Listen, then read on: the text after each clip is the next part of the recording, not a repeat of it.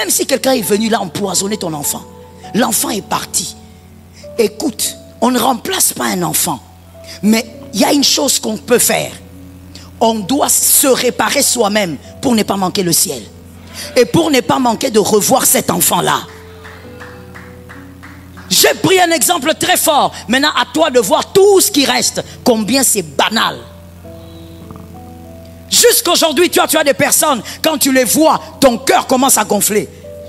Et si la mort t'arrivait en sortant du culte? Quelle garantie tu as? On a vu sous le soleil, avec vous ensemble, cette année comme l'année passée, des jeunes personnes partir.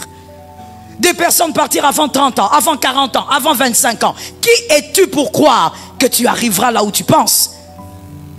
Répare, arrange, classe, organise, sois en paix avec tous tant que cela dépend de toi. C'est ce que l'écriture dure. Quand même je préparais cet enseignement, je réfléchissais, je m'arrêtais tout le temps. À un moment même mon cerveau buguait. Parce qu'il y a vraiment des gens sur cette terre, quand vous examinez leur vie, ils vivent comme s'ils détiennent le temps de leur vie. Ils ont des problèmes partout. Et des problèmes tellement banals.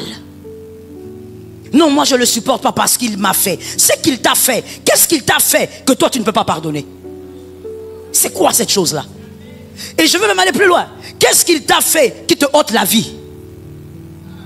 Parce que tant que ta vie n'est pas ôtée, et même s'il y a un problème, tant que tu as la vie, c'est que tu peux réparer.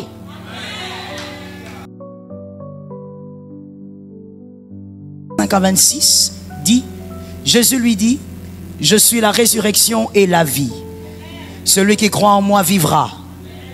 Je dis aussi un amen à ça. Ce n'est pas la parole de ton grand-père, c'est Jésus.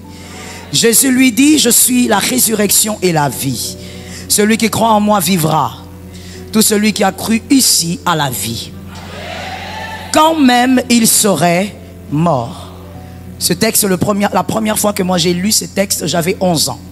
Ça m'avait bouleversé. Je me suis demandé, qu'est-ce que ça veut dire? Pourquoi, comment on peut vivre alors qu'on est mort? Jésus est la vie. Les acquis de la résurrection. Premièrement, je précise, les acquis de la résurrection du Christ. Premier acquis, la mort n'est plus une condamnation. C'est un passage. Nous les circoncis, on n'est pas condamnés à la mort. Ce n'est qu'un passage. Quitter une chambre vers une autre chambre. On a mal par rapport à la séparation. Mais l'espérance est plus grande que la séparation. Notre espérance est plus grande que la douleur. Ainsi, nous les circoncis, nous ne pleurons pas comme les païens. Nous avons une espérance. Qu'après ceci, il y a meilleur. Il y a mieux. Ce que tu ne connais pas de meilleur existe. Même si tu ne l'as jamais vu. Voilà pourquoi toutes les personnes qui ont vécu les expériences de mort imminente, quand elles racontent, elles sont toutes unanimes. Que ce soit les chrétiens comme des païens, parce que Dieu a permis aussi que certains païens les vivent pour qu'ils viennent raconter au monde. Tous ont été unanimes, ils ne voulaient pas rentrer ici. Tous vous diront, je suis parti, j'ai vu, je ne voulais pas rentrer ici. C'est toi qui pleures parce que tu t'es séparé de ton frère, de ta mère, de ton père. Mais lui-même, s'il est dans le lieu de repos, il n'a pas envie de rentrer ici. Jésus nous a donné l'éternité. Après cette vie, nous avons l'espérance d'avoir une meilleure vie. J'aimerais que l'église où j'enseigne dise un amen à ça.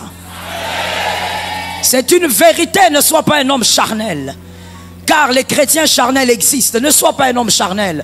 Ne sois pas celui qui pense que Jésus, il est venu pour le manger et le boire. Et que tout s'arrête ici. Voilà pourquoi, conseil gratuit. Comme l'éternité est l'acquis de la résurrection, je te donne un conseil gratuit. Vis bien. Tu n'as pas besoin d'être rancunier. Tu n'as pas tout à vivre ici. Il y a une vie après ici. Tu n'as pas besoin de courir derrière les biens, de te séparer avec les gens à cause du matériel. Ces choses vont s'arrêter un jour. Un amen normal m'aiderait. Tu n'as pas besoin de commencer à haïr les gens. Moi je t'aime pas, moi je te supporte pas. Tu perds ton temps, tu es une personne charnelle si tu es chrétienne. Ou peut-être même que tu es païenne. Ne sais-tu pas que la mort peut te surprendre à n'importe quel moment? Nous avons la vie éternelle. Et la vie éternelle, comme d'ailleurs le mot le dit, c'est une vie sans fin. Ici, il y a un temps. Il y a un chronos. Il y a un délai. Et vous savez ce qui est choquant dans ça? C'est que le délai, tu ne le connais pas. Tu ne le connais pas. Tu es en train de beaucoup parler pour rien. Tu fais beaucoup de fier pour rien. En réalité, tu ne sais pas quand tu meurs. Il y a des personnes plus jeunes que toi qui sont parties. Donc tu n'as aucune garantie de vieillir. La seule garantie, c'est ton espérance. C'est la foi.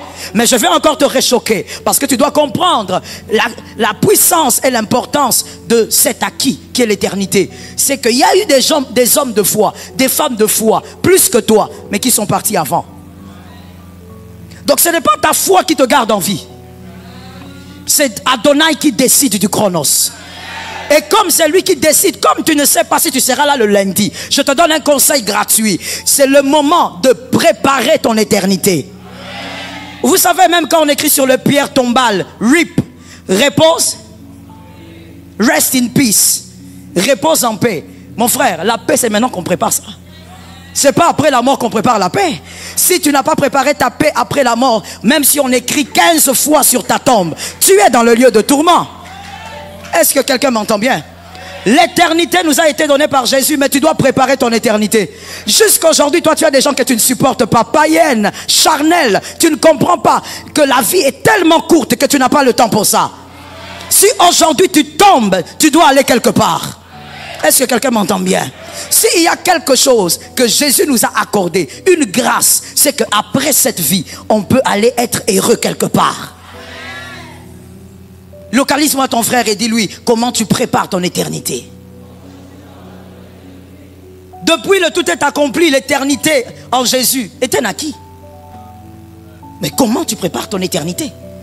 Il y a des gens, je vous assure, quand même je préparais cet enseignement, je réfléchissais, je m'arrêtais tout le temps. À un moment même mon cerveau buguait. Parce qu'il y a vraiment des gens sur cette terre, quand vous examinez leur vie, ils vivent comme s'ils détiennent le temps de leur vie. Ils ont des problèmes partout. Et des problèmes tellement banals. Non, moi je ne le supporte pas parce qu'il m'a fait. C'est qu'il t'a fait. Qu'est-ce qu'il t'a fait que toi tu ne peux pas pardonner? C'est quoi cette chose-là? Et je veux même aller plus loin. Qu'est-ce qu'il t'a fait qui te ôte la vie? Parce que tant que ta vie n'est pas ôtée, et même s'il y a un problème, tant que tu as la vie, c'est que tu peux réparer. The deal is to repair. Le problème ici, c'est de réparer. Même si quelqu'un est venu, oh je veux dire quelque chose de très fort. Même si quelqu'un est venu là empoisonner ton enfant, l'enfant est parti. Écoute, on ne remplace pas un enfant. Mais il y a une chose qu'on peut faire. On doit se réparer soi-même pour ne pas manquer le ciel. Et pour ne pas manquer de revoir cet enfant-là. J'ai pris un exemple très fort. Maintenant, à toi de voir tout ce qui reste. Combien c'est banal.